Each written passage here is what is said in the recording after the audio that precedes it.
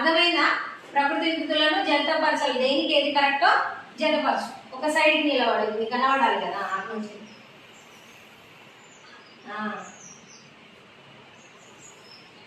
తప్పు.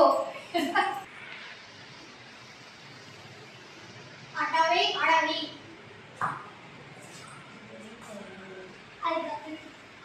స్నేహం నేయం, రాత్రి రాత్రి, సహాయం సాయం, ఆకాశం ఆకాశం.